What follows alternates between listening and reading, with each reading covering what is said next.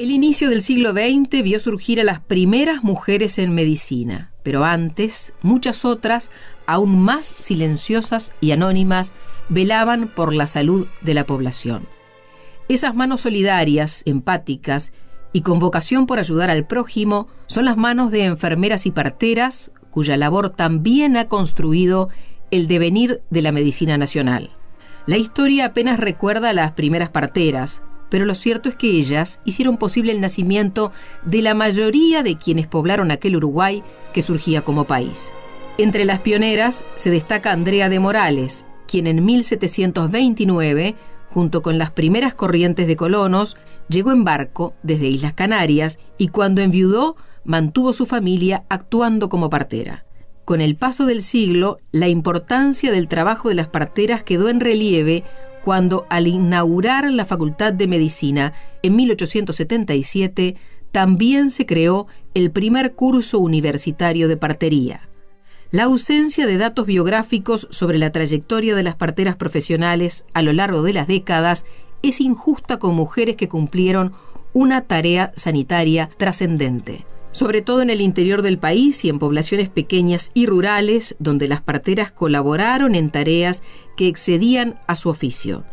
Pese a ese anonimato, la pionera Escuela de Parteras siguió un camino de crecimiento y actualmente se reciben 40 profesionales cada año. Otra figura femenina destacada en el cuidado de la salud ha sido la enfermera. En Uruguay, este oficio fue inicialmente ejercido por religiosas y recién tuvo su primer curso formal en 1912. Ese año se creó la primera escuela de NERS, que llevó el nombre de su fundador y director, Dr. Carlos Neri, y que dependía de la Asistencia Pública Nacional. En 1942, una de las egresadas de esa escuela fue Dora Ibarburu, nacida en Salto en 1918. Por sus excelentes calificaciones, obtuvo una beca para continuar sus estudios en Canadá, donde se formó en salud pública, educación y administración. En 1950, por iniciativa del decano de la Facultad de Medicina, Abel Chiflet, Dora Ibarburu se transformó en la primera directora de la Escuela Universitaria de Enfermería, hoy Facultad de Enfermería de la Universidad de la República. Como tal, Dora Ibarburu fomentó la formación del cuerpo docente en los mejores centros del exterior y promovió la enfermería como una profesión científica. De esta forma, la enfermería profesional alcanzó un nivel de calidad y sus egresados, mujeres y hombres, beneficiaron con sus servicios a los hospitales públicos y privados de todo el país.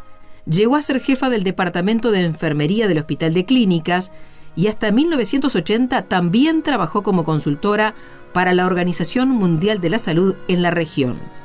En 1988, por la contribución notable al progreso de la ciencia en enfermería, la Universidad de la República le otorga el título de doctor honoris causa y en 1989 es designada profesora emérita de la Facultad de Medicina. Fue así la primera vez que una persona no médica recibía tal distinción.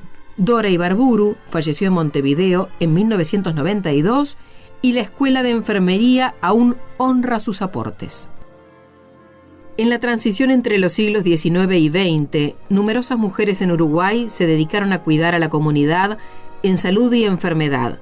En su trabajo, silencioso y poco reconocido, las pioneras médicas, enfermeras y parteras dedicaron su vida al servicio de todos.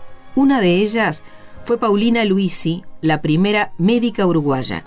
Nació en 1875, hija de padre italiano y madre polaca, que en sus primeros años en Paysandú inculcaron a sus 7 hijos la rebeldía y el pensamiento liberal.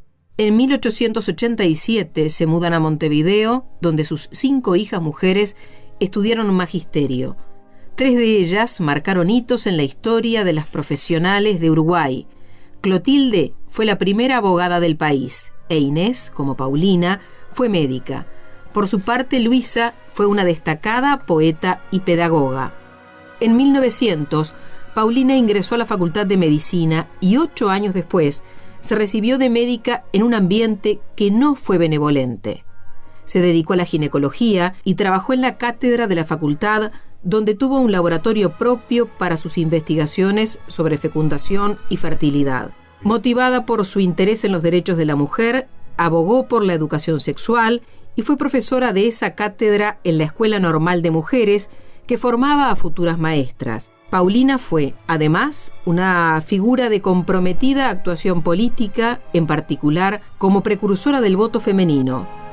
Bajo su liderazgo, en 1916, se creó el Consejo Nacional de Mujeres, que en 1932 consiguió que Uruguay fuera el primer país latinoamericano donde la mujer pudo votar. También fue fundadora del Partido Socialista del Uruguay. Un rasgo destacable de Paulina Luisi fue su proyección internacional. Resalta su participación en la Comisión contra la Trata de Mujeres y Niños de la Sociedad de las Naciones en 1922, en su participación en la Alianza Sufragista Femenina Internacional, en el Comité de Lucha contra el Fascismo y la Guerra. Durante la Guerra Civil Española formó parte de una organización de ayuda a la infancia.